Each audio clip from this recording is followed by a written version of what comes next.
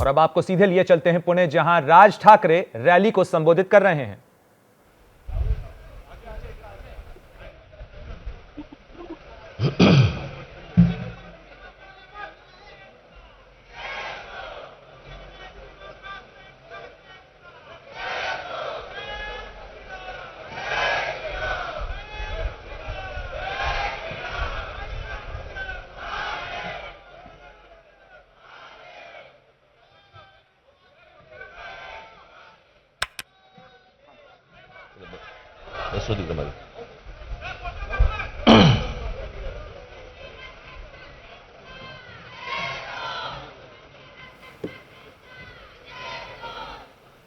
तो ये तस्वीरें हैं पुणे में हो रही राज ठाकरे की रैली की।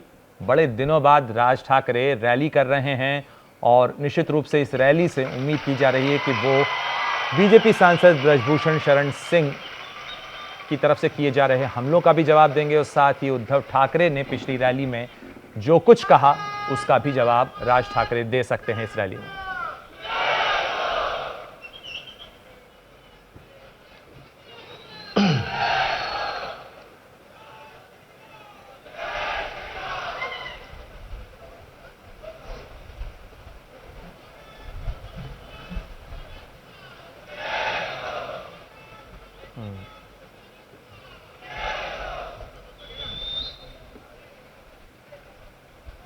तो पिछले काफी दिनों से राज ठाकरे सियासत की सुर्खियों में बने हुए हैं।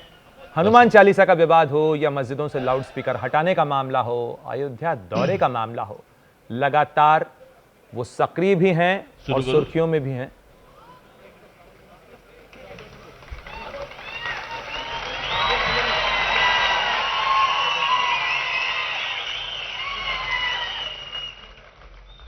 खरं तर आपल्या सभांना काही हॉल बिल परवडत नाहीत, परंतु मी आपल्या सगळ्या पुण्याच्या पदाधिकाऱ्यांना मी सांगितलं होतं, म्हटलं एसपी कॉलेज मिळते का बघा.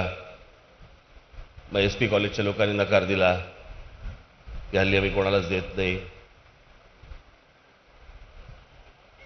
आता आम्हाला नाही तर कोणालाच नाही.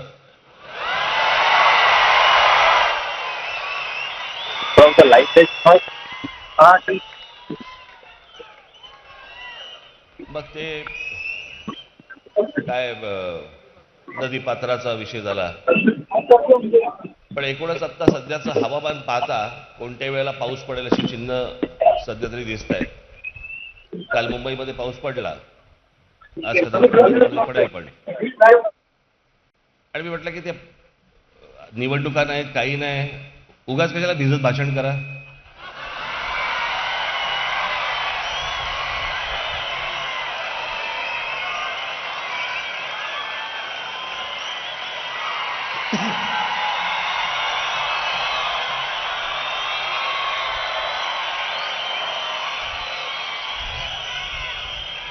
मी यांना सगळ्यांना सांगितलं, म्हटलं आपण गणेश कला क्रीडाला घेऊ, म्हटलं आपण निवडणुकांना वेळ आहे म्हटलं.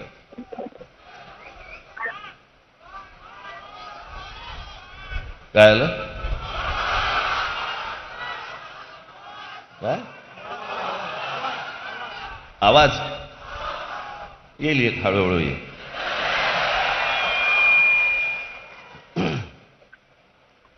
त्या दिवशी मी पुण्यात आलो. पुण्यात आल्यानंतर जरा थोडंसं माझं पायाचं दुखणं चालू आहे.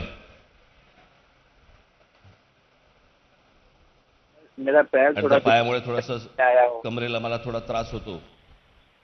2 दिवस नव्हतं म्हणून मी परत मुंबईला गेलो. जरा काही फिजिओ जरा काही करायचं होतं. मैं मुंबई गया और दरम्यान मी जरा डॉक्टरांशी बोलून घेतलं. ते जरा थोडंसं प्रकरण जरा जास्ती वाढलं असल्यामुळे येत्या 1 तारखेला डॉक्टर से भी सलाह ली. मेरा दर्द थोड़ा बढ़ा हुआ है. शस्त्रक्रिया माझ्या या हिप बोनची शस्त्रक्रिया आहे. हे का सांगितलं तुम्हाला? मेरे बैक बोन का ऑपरेशन होने वाला है और मैं ये इस वजह से आपको बताने वाला हूँ. आमचे पत्रकार बांधव कुठचा अवयव बाहेर काढतात काही कळतच नाही नंतर. ये पत्रकार मैं ये इस वजह से बता रहा हूँ क्योंकि लोग अलग अलग तरह के स्पेकुलेट करते हैं. कशाचं आहे ऑपरेशन? लोग अपने मन से कुछ बताए, इससे अच्छा मैं ही बता दूं त्यांचंही कि मला किस वाईट बात का वाटतं. ऑपरेशन होना है. आता पण स्कूटर बिटरवरनं ते कॅमेरे बिमेरे घेऊन फिरत होते. त्या दिवशी मी पुस्तक घ्यायला गेलो, तिकडे पण बिचारे ते होते. आता काय त्यांना सांगितलं जातं काही फुटेज घ्या वगैरे वगैरे. तर मी कंटाळतो त्या गोष्टीला. बरं, भाषण दाखवणं इथपर्यंत मी समजू शकतो. आता निघाले, आता भाषण दरवाजा दिखाना उघडले, इस हा बघा डावा पाय दिसला, हे बघा त्यांचं बोट दिसलं. कोणाला इंटरेस्ट आहे झाला त्याच्यामध्ये? एक एक अवयव दाखवत बसणार तुम्ही माझा? मेरा भाषण दिखाना समझ में आता है, लेकिन यहाँ पर लोग पण आता मेरे त्यांचं मेरे जे शरीर दाखवायचं का कोई ते हिस्सा करतात. दिखता है उसे भी दिखाते हैं. मुझे आश्चर्य होता है कि लोगों को मुझे देखने में क्या आजच्या इंटरेस्ट होगा. पर इनका काम है तो वो करेंगे, लेकिन सभेचं आज की आयोजन भाषण की शुरुआत की जाती है. करण्यामागचं कारण, परवा दिवशी मी जी 4 ओळी टाकल्या की अयोध्या दौरा तुर्तास रद्द. आज की अनेकांना सभा वाईट लेने वाटलं, का ये है कि कुछ दिन पहले अनेकांना मैंने आनंद झाला, पर लोगों को बताया कि मैंने अनेक जण अयोध्या का वक्तृत्व दौरा करायला लागले. कुछ समय के लिए स्थगित किया, जिस वजह से कईयों को खुशी हुई, कईयों ने म्हणून अपनी तो तरफ से रिएक्ट साधारणपणे करना 2 शुरू किया. दिवसांचा जरा एक बफर दिला होता मुद्दामून. और मैंने काय बोलायचं ते सिर्फ 2 दिन का सस्पेंस बनाकर रखा था. और आज मैं पुणे में रैली कर रहा हूँ. आणि पुणे में मग मी सभा ले रहा हूँ. माझी भूमिका महाराष्ट्राला सांगीन, देशाला सांगीन. आज मैं अपना पक्ष महाराष्ट्र को बताऊंगा, देश के सामने रखूंगा. ज्या दिवशी ही आपण लाऊडस्पीकर बंद ची घोषणा केली, त्याच्यानंतर मी इथे पुण्यामध्ये, तुम्हाला आठवत असेल तर मी अयोध्येला जाणार त्याची तारीख जाहीर केली. आणि त्याच्यानंतर लाउड काही स्पीकर दिवसातच की बात के बाद हे मैंने सगळं अयोध्या जाने सगळं की सुरू बात, झालं. और ये सारा मामला मी शुरू हो अयोध्येला गया. येऊ देणार नाही. कईयों ने आणि मेरा त्याचे विरोध सगळे किया प्रकार कि वाढताना मी अयोध्या बघत में होतो, आने नहीं पाहत होतो दूंगा. हे काय चाललंय नेमकं. मैं देख रहा था कि ये क्या सब चल रहा है. मला मुंबईमध्ये पण माहिती मिळत होती, मुझे मला मुंबई से भी दिल्लीमध्ये पण जानकारी मिल माहिती रही मिळत थी, होती. मुझे दिल्ली से भी मला उत्तर जानकारी मिल रही प्रदेशला पण थी, काही गोष्टी लोक सांगत होते की हे नेमकं काय मुझे चाललंय. उत्तर प्रदेश से भी कई लोग कुछ बता रहे थे कि ये क्या चल रहा है, ये सारा कुछ. आणि एक वेळ अशी आली की मला माझ्या असं संपूर्णपणे लक्षात आलं की हा ट्रॅप आहे, हा सापळा आहे. एक आपण या समय ऐसा है, सापळ्यामध्ये मुझे अडकलेलो लगा आहे. कि ये एक ट्रैप है और मुझे इसमें फंसना नहीं है. कारण या सगळ्या गोष्टींची जी सुरुवात झाली, त्याची जी रसद पोचवली गेली, ज्या गोष्टी केल्या त्याची सुरुवात महाराष्ट्रात झाली. और इस ट्रैप की शुरुआत महाराष्ट्र से हुई. की हा पुन्हा विषय बाहेर काढा.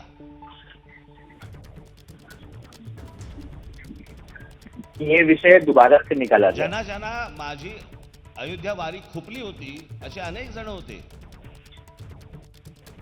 जिन्हें जिन्हें मेरी अयोध्या का दौरा से तकलीफ थी, ऐसे कई लोग थे. सगळा आराखडा आखला गेला. और इस तरह से एकाच गोष्टीचा विचार केला. मेरा विरोध करने का खरं तर की अयोध्येला पानी जाणार, शुरू हो गई. याचा जो मला जो विचार माझ्या मनामध्ये होता, राम जन्मभूमीचं दर्शन घेणं हे आलंच, परंतु मला असं वाटतं तुमच्यापैकी अनेक जण त्यावेळेला जन्माला देखील आलेले नसतील.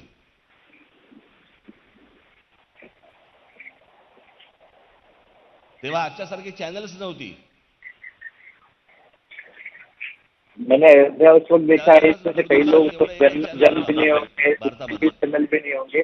उस समय सिर्फ दूरदर्शन ही आणि त्या चैनल था. दूरदर्शनवरती आत्ताच्या काही और channels, दूरदर्शन पर कोणी आहेत काही पत्रकार वगैरे, ते त्यावेळेला न्यूज रील्स चालवायचे. एक अर्ध्या तासाच्या काही गोष्टी यायच्या आणि ते मग ते दूरदर्शनच्या वरती ते दाखवायचे. और दूरदर्शन मला आजही आठवते, माझ्या डोळ्यासमोरती अजूनही ते चित्र उभं आहे. ज्या वेळेला मुलायम सिंग सरकार ज्या वेळेला तिकडे होतं उत्तर प्रदेशमध्ये, ज्या वेळेला भारतातनं सगळ्या ठिकाणाहून ज्या वेळेला कारसेवक अयोध्येला गेले होते, त्यावेळेला आपल्या सर्व कारसेवकांना ठार मारण्यात आलं होतं. और कई लोगों पर अत्याचार हुए थे. आणि त्या सगळ्या कारसेवकांची प्रेतं ही त्या शरयू नदीमध्ये तरंगताना मी त्याची व्हिज्युअल्स पाहिली होती. और जिस पर अत्याचार किए थे उनके शव नदी में बहाए गए थे, जिसे मैंने खुद देखा है। दर्शन तर घ्यायचं होतंच, प्रश्नच नाही. मुझे राम जन्मभूमि का दर्शन लेना ही था, इसको लेकर कोई प्रश्न ही नहीं है। गेलं ती जागा पण तिकडे अयोध्येला आहे, त्याचंही दर्शन मला घ्यायचं होतं. जिन लोगों ने संग्राम किया, ऐसे लोगों पर जो अत्याचार और जिन्हें मारा गया, मुझे उस जगह का भी दर्शन करना था। नाही समजलं. और राजनीति में कईयों को भावना नहीं समझती, अगर नहीं समझे तो नहीं समझते। मी उद्या तिथे समजा हट्टाने जायचं असं समजा ठरवलं असतं, मला माहिती आहे इस तरह का माहौल वहाँ बनाया जा रहा था, अगर मैंने सिद्ध करके मैं वहाँ गया होता। महाराष्ट्रातनं असे अनेक असे माझे अनेक हिंदू बांधव हे तिकडे अयोध्येला आले महाराष्ट्र असते. के जो मेरे समर्थक है वो अयोध्या आए, काही झालं असतं और अगर वहाँ कुछ हुआ होता तर आपली पोरं तर गेली असती अंगावर.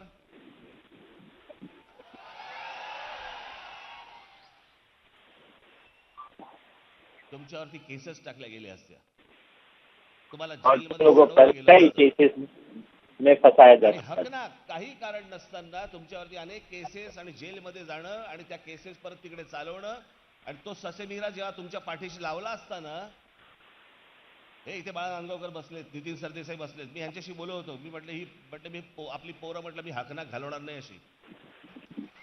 और अगर अयोध्या जाते तो तुम पर कई सारे फर्जी केस लगाए जाते, तुम्हें गिरफ्तार आणि किया मग जाता बरोबर और त्यावेळेला अनेक प्रमुख कोर्ट के सगळे चक्कर लगवाए जाते। मेरी खुद मेरे नेताओं से बात सगळ्या की, प्रमुख मैंने पदाधिकाऱ्यांवर सगळ्यांवरती तिकडे कहा कि केसेस हम ऐसा टाकले नहीं गेले, आणि निवडणुकीच्या वेळेला त्या सगळ्या गोष्टी लावल्या असत्या, आणि निवडणुकीच्या वेळेला इकडे कोणीच नसतं. और चुनाव के समय ही ये सब किया जाता, और चुनाव के समय जिस वजह से यहाँ पर कोई नहीं होता, ये सारा एक ट्रैप था मुझे फंसाने का। कोणतरी खासदार उठतो आणि तिकडच्या मुख्यमंत्र्यांना आव्हान देतो, शक्य आहे का हो? एक सांसद जो वहाँ पर आह्वान देता है, या सगळ्या अनेक गोष्टी अनेक पापुत्रे आहेत. मला काही अनेक ऐसे असे कई काही संकेत पापुत्रे है तुम्हाला तो सांगतो, इशारे करते हैं कि एक बोलणं पण ट्रैप है, नाही. और कई चीजें ऐसी है जो मैं बता भी नहीं सकता, बोल भी नहीं सकता। पण ही माझी महाराष्ट्रातली ताकद हकनाक तिकडे सापडली असती, ती मला सापडून द्यायची नव्हती. मी म्हटलं जात नाही म्हटल्यानंतर 4 शिव्या खायला पण मी तयार आहे. माझ्यावरती टीका होणार असेल तर टीका पण सहन करायला तयार आहे. पोरं नाही अडकू देणार मी.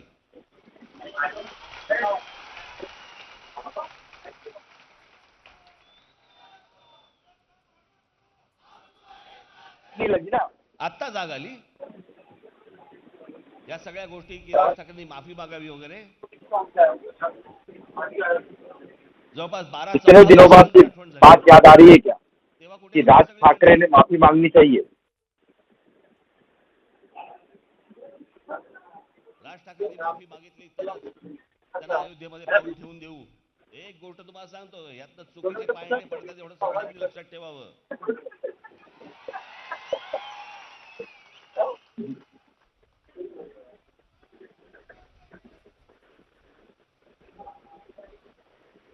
विषय माफी मागण्याचाच आहे ना. मग गुजरातमध्ये एक अल्पेश ठाकूर नावाचे एक गृहस्थ आहेत. 2017 मध्ये तिकडे जे उत्तर प्रदेश बिहार मधनं जे तिकडे कामासाठी जी लोक गेली होती त्यांच्याकडनं कोणाकडनं तरी तिथे एका मुलीवरती बलात्कार झाला, आणि तो बलात्कार झाल्यानंतर तिकडच्या उत्तर प्रदेश बिहारच्या लोकांना मारले, आणि जवळपास 10 ते 15 हजार उत्तर प्रदेश बिहारच्या लोकांना तिकडनं त्या रात्री गुजरातमधनं हाकलून दिले. ती लोक मुंबईमध्ये आली. आपल्याकडे तर काय आवजाव घर तुम्हारा आहे. हे मुंबईमध्ये आले आणि मुंबईमधनं नंतर परत ते उत्तर प्रदेशमध्ये गेले, परंतु तिकडे त्यांना मारण्यात आलं, तिकडे त्यांना हुसकवण्यात आलं, गुजरातमधनं बाहेर काढण्यात आलं. तिथून कोण माफी मागणार आहे?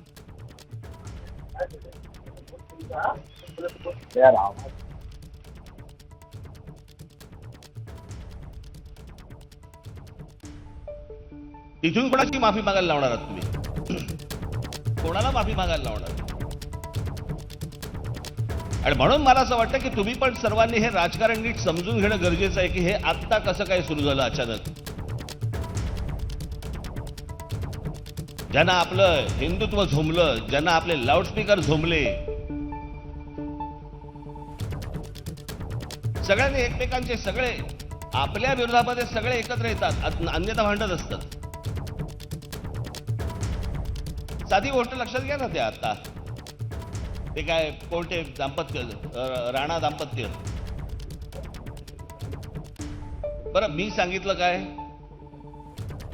की जर मशिदीवरती बांग जोरामध्ये लागली तर त्याच्या समोर जाऊन हनुमान चालीसा तुम्ही लावा. अनेक ठिकाणी लावली गेली. हे राणा दाम्पत्य उठलं आणि मातोश्रीवरती जाऊन तिकडे हनुमान चालीसा म्हणणार. अरे मातोश्री बंगला काय, ती काय मशीद आहे का?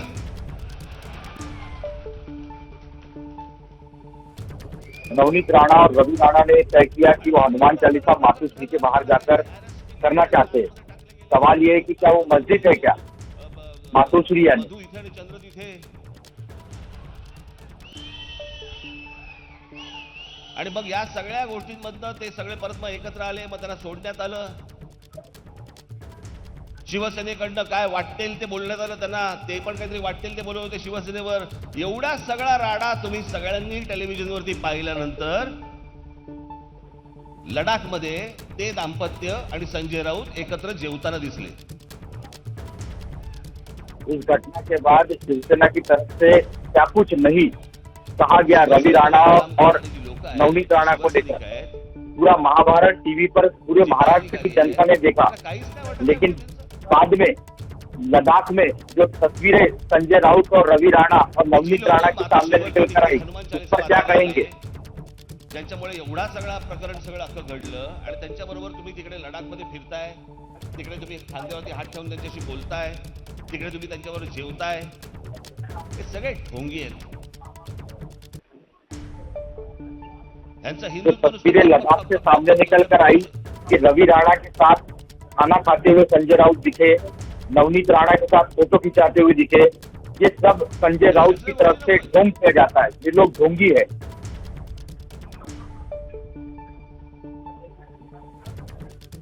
त्या दिवशी मुख्यमंत्र्यांची सभा झाली. काय पोरकटपणा चालू आहे मला काही कळतच नाही. आमचं खरं हिंदुत्व, ह्यांचं खोटं हिंदुत्व. चला वॉशिंग पाउडर विकते का तुम्ही? तुम्हारी कमीज हमारी कमीज से सफेद कैसी. कुछ दिनों पहले उद्धव ठाकरे की मुंबई में रैली हुई. सवाल ये है कि उसमें बताया जाता है कि किसका असली हिंदुत्व और किसका नकली. मैं पूछ रहा हूँ कि क्या वॉशिंग मशीन या वॉशिंग पाउडर आपके पास है जिससे धोकर आपका हिंदुत्व बताएंगे.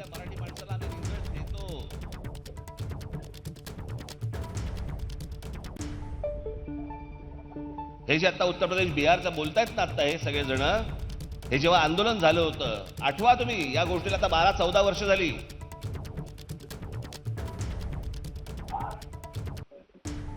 महाराष्ट्रामध्ये रेल्वे भरती होती आणि रेल्वे भरतीसाठी म्हणून तिकडनं लोक, हजारोनी लोक इथे महाराष्ट्रात रेल्वे स्टेशन्सवरती आली.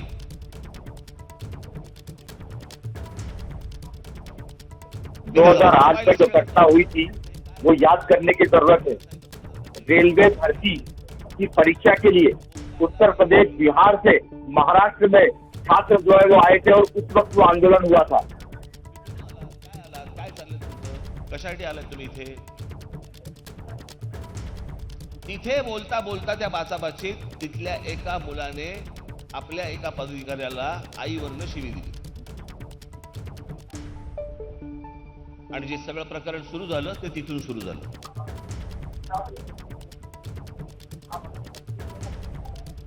जब उत्तर प्रदेश और बिहार के छात्र परीक्षा देने के लिए मुंबई आए थे, उस वक्त हमारे कुछ पदाधिकारियों ने उनसे पूछा, सवाल किया कि आप लोग यहाँ पर परीक्षा देने क्यों आए हैं, कहाँ से आपको ये सब जानकारियां मिल रही है. उस दौरान दोनों लोगों के बीच में शाब्दिक वार हुए और सामने वाले पक्ष ने हमारे पदाधिकारी को मां बहन की गाली दी और वहीं से ये पूरा मामला शुरू हुआ.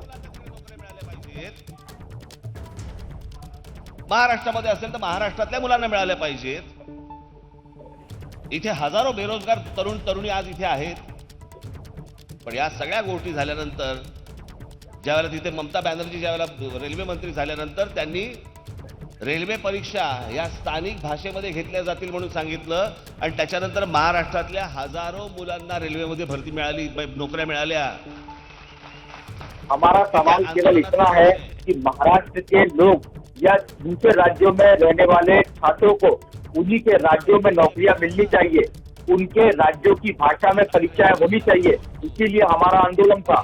बाद में जब ममता बनर्जी देश की रेलवे मंत्री बनी तो उन्होंने रेलवे बोर्ड में ये प्रस्ताव लाकर ये प्रस्ताव पास किया कि स्थानिक भाषाओं में परीक्षा होनी चाहिए. और आज इसी तरह की परीक्षाएं जो है वो देखने को मिलती है. और महाराष्ट्र के भी कई छात्रों को इस आंदोलन के बाद अब रेलवे में नौकरियां मिली है.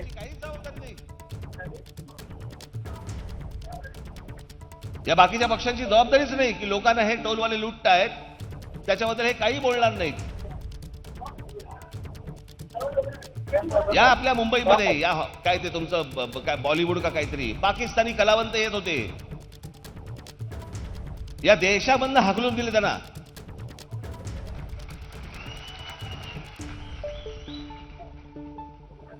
कुठे होते त्यावेळेला हिंदुत्वाची पकपक करणारे? ज्यावेळेला त्या रजा अकादमीच्या लोकांनी ज्यावेळेला मोर्चा काढला आणि आमच्या पोलीस माता भगिनींना घोळका करून आतमध्ये घेऊन त्यांच्या आबरूवरती हात घातला. बॉलीवुड भी है. इस बॉलीवुड में पाकिस्तान के कलाकार आकर काम करते थे. उनको हमारे लोगों ने विरोध कर देश से बाहर निकाल दिया. तब हिंदुत्व की बात करने वाले लोग कहाँ गए थे? मेरा सवाल ये है. आणि प्रश्न असा आहे ना की या सगळ्या याच्यामध्ये उद्धव ठाकरेंनी मला एक पहिली गोष्ट सांगावी, तुमच्या अंगावरती एक तरी आंदोलन केल्याची केस तरी आहे का हो? मेरा महाराष्ट्र के मुख्यमंत्री और शिवसेना अध्यक्ष उद्धव ठाकरे से एक ही सवाल है कि आंदोलन करते वक्त उनके ऊपर एक भी केस है क्या, ये उन्होंने साफ करना चाहिए. 93 ला दंगल झाली, एवढंच फक्त आठवून द्यायचं, त्याच्यावरती फक्त सुरू. परवा दिवशी म्हणाले संभाजीनगरचं नामांतर झालं काय नाही झालं काय, मी बोलतोय ना. अरे तू कोण आहे?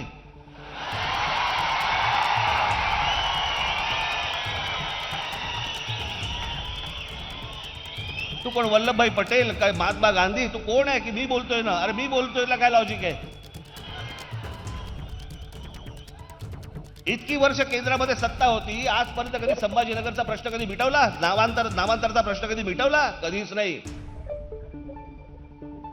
कारण तो सतत निवडणुकांच्या दृष्टिकोनातून जिवंत ठेवायचा आहे, सतत जिवंत ठेवायचा आहे आणि त्याच्यावरनं मतं मिळवायची आहेत. हर बार 1993 में जो मुंबई में दंगे हुए उसका विषय निकालने का और इस पर बातचीत कर चुनाव के पहले अपने तरफ वोटरों को खींचने का प्रयास करने का. संभाजीनगर का नाम संभाजीनगर मधील सर्व क्या या नहीं, अनेक इससे क्या फर्क पड़ता है? ये मुख्यमंत्री बयान दे रहे हैं. 10 दिवस पाणी येत नाही. बालासाहेब ठाकरे की हमेशा से भूमिका रही है कि औरंगाबाद का नाम संभाजीनगर होना चाहिए. लेकिन महाराष्ट्र के मुख्यमंत्री कह रहे हैं कि हम कहते तो है, करने की क्या जरूरत है? मी मागच्या दसऱ्याच्या का कुठच्या ठाण्याच्या सभेमध्ये मी म्हणालो होतो की माझी पंतप्रधान नरेंद्र मोदींना विनंती आहे की या देशामध्ये त्यांनी लवकरात लवकर समान नागरी कायदा आणावा. आप सुन रहे थे राज ठाकरे को, जो पुणे में रैली को संबोधित कर रहे थे और साथ ही तंज कस रहे थे उद्धव ठाकरे और शिवसेना की सरकार पर भी, और साथ ही बीजेपी सांसद ब्रजभूषण शरण सिंह पर भी.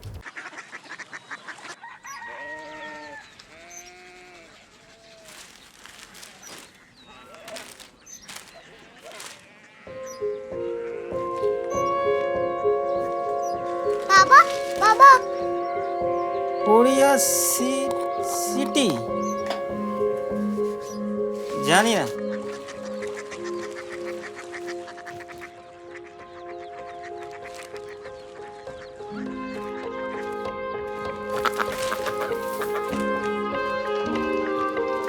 कोरिया सिटी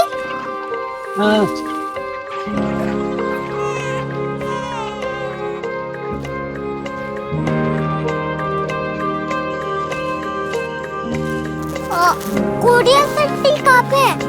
शहर अंग्रेजी लगे हैं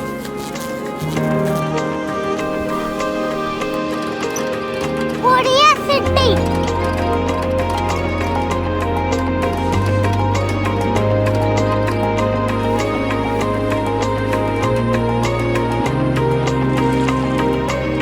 बहुत दूर है।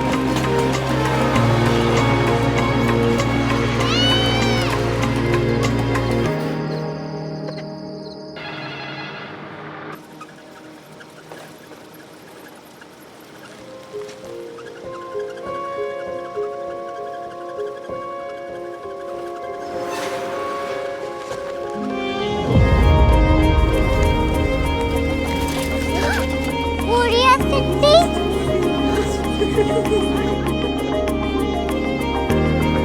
दुनिया को कुछ लोग बड़े होते हैं। कोरिया सिटी कहाँ है? प्रोफेसर साहब को पता होगा। हो, ये छोटा वाला ग्लोब लगता है और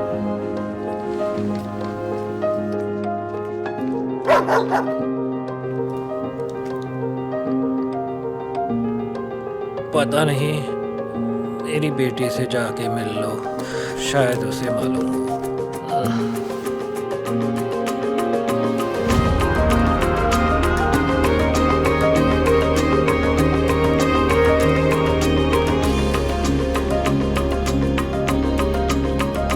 हाय,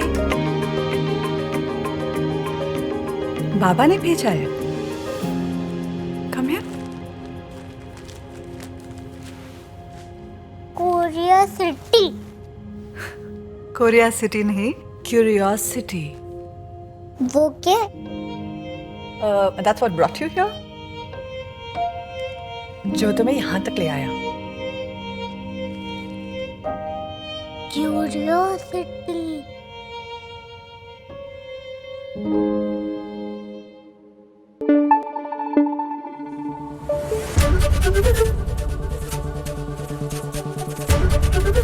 एबीपी न्यूज आपको रखे आगे।